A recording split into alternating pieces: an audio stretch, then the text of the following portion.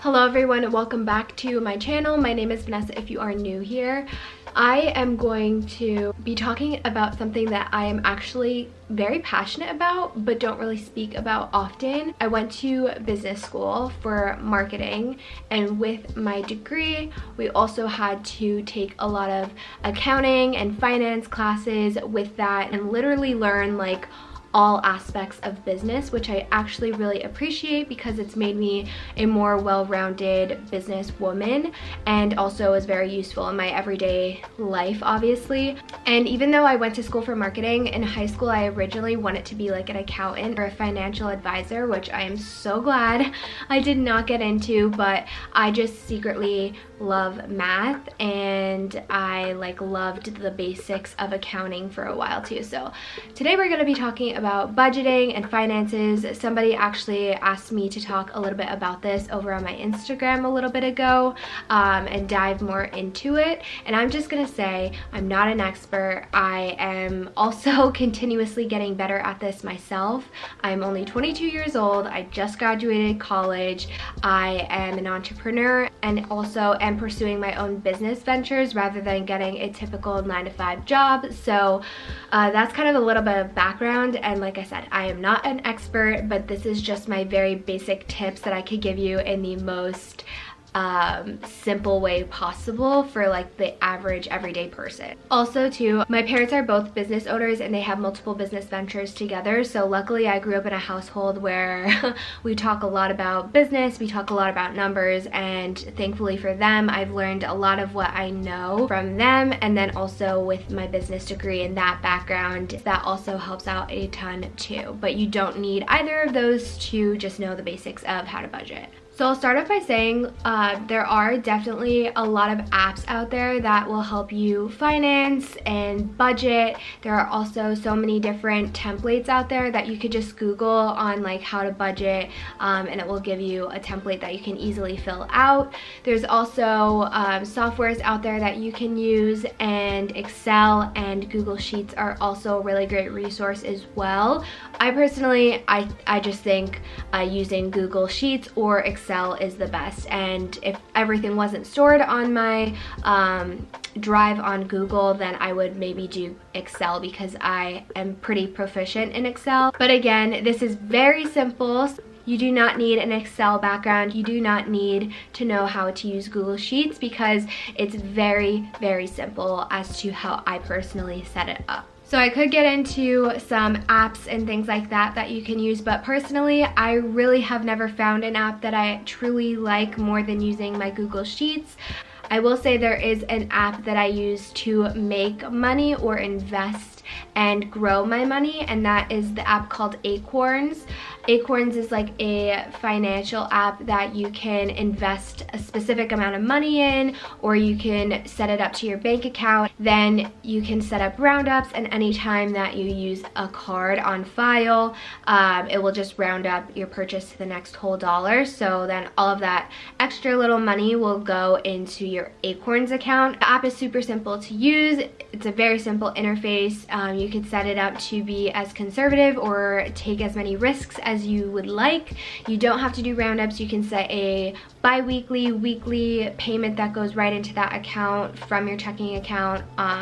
So there's multiple ways that you can use that, and I personally downloaded this app last year at the start of 2020 and have been just using roundups, only roundups ever since, and I've accumulated I think over $300 as of January 2021. So that's not maybe that much money. However, that money I kind of look at it as either emergency money or just travel money, which I think is really, for me personally, good to have, just like something that's out of sight, out of mind, and there's always going to be a little bit of money going into that account to grow it, and it's also investing at the same time, and then I can really pull that money out whenever I'd like, but I plan to just let it continuously grow and use it as most likely travel money down the road.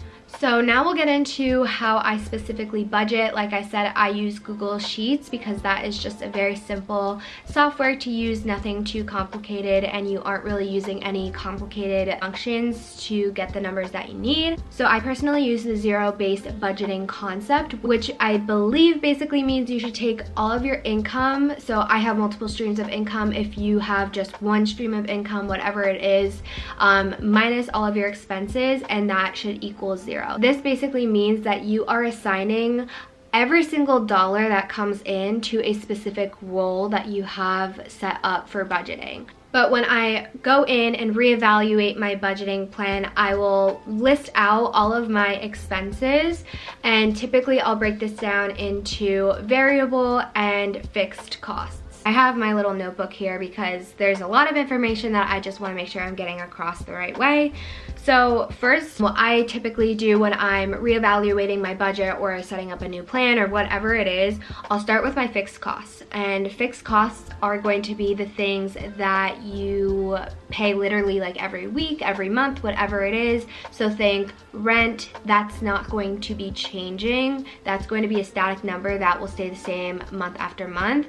Another fixed cost that you might have is maybe a car payment or something like that that you make every single month, or bi-weekly, something like that. Whatever expense that it is that you have to pay the same amount every single month or whenever that specific balance is due. So that is going to be its own column, and then just to make your life easier, total it up at the end just so that you know what your fixed cost equals. And then the opposite of fixed costs is variable costs. And these are going to be there's probably going to be a lot more variable costs that you're going to have rather than fixed.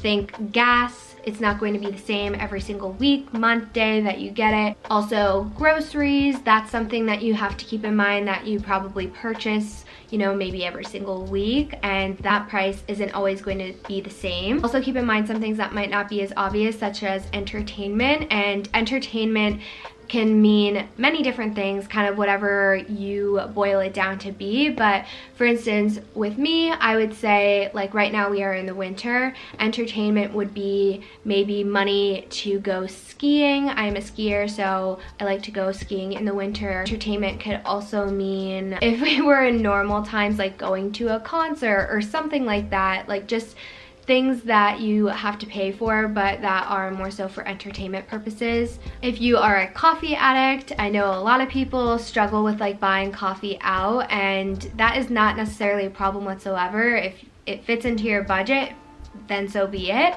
But also, you might want to consider like a separate little area for coffee and how much you want to be ideally spending on coffee per week. So those are going to be all your variable costs. Basically, just think, what costs do you encounter maybe every single week or month that don't necessarily stay the same time and time again. When you are finished done writing all of your variable costs, I'd probably total that up too, again, just to make your life easier in a few seconds.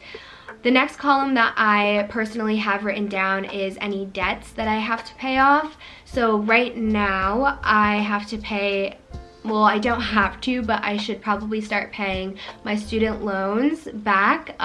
So I have a goal to like put aside a certain amount per month. That's called financing, so that you are able to pay off your loan in a specific amount of time. So I have that as a goal, and specifically what I'd like to pay off, ideally at the end of every single month.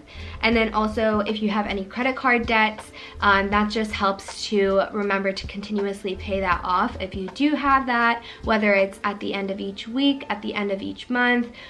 Just set a goal for that, and it will make paying off that debt seem so much more attainable.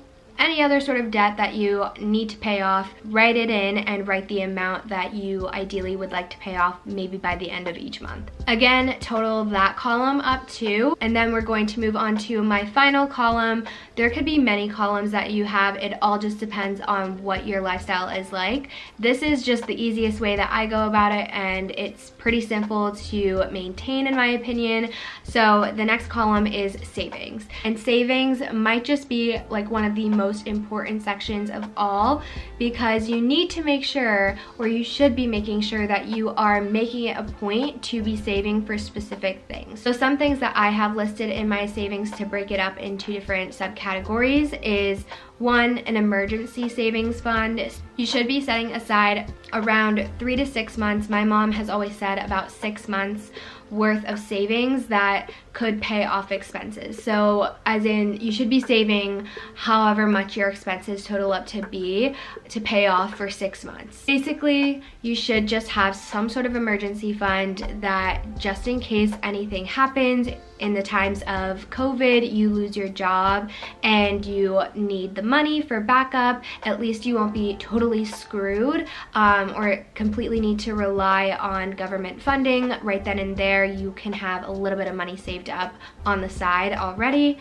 Also, something that I have personally in mind is taxes. I like to put money aside specifically for this, just so that I know that I'm saving for that and don't have to worry about it whenever taxes are due to then pay that amount. I don't want to have to rely on trying to find the money in a very short amount of time to pay those taxes off, when if I just have saved from the start a little bit each month to just set aside for when tax season is around, and I won't really have to worry about that, and that will be already taken care of.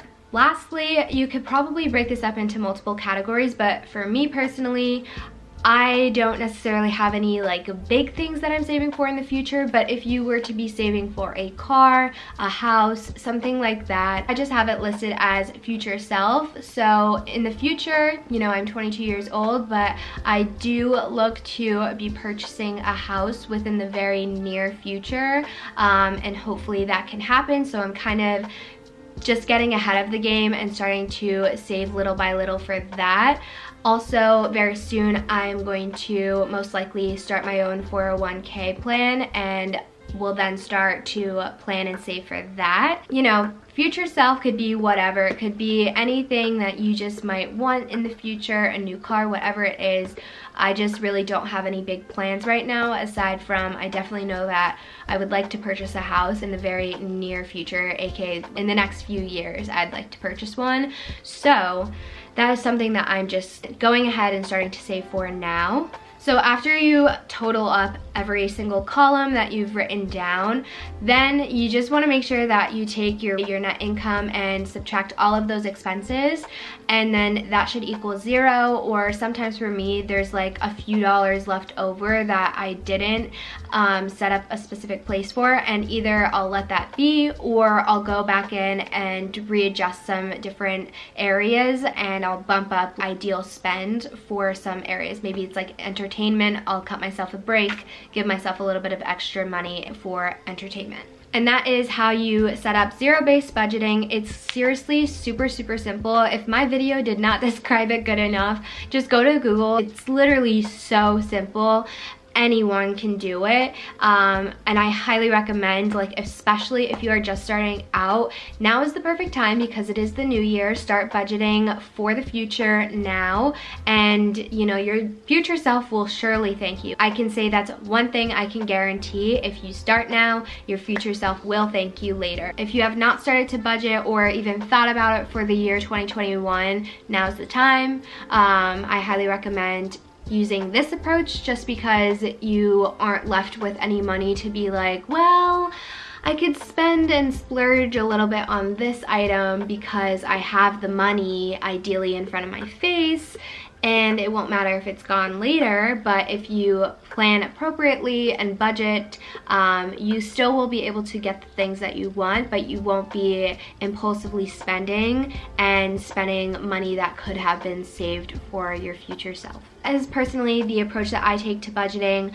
I hope this video has helped you, and if you have any further questions, be sure to reach out to me via Instagram or in the comments below, because I'm so happy to answer and help you guys if you need any further information. At least I can help to the best of my ability.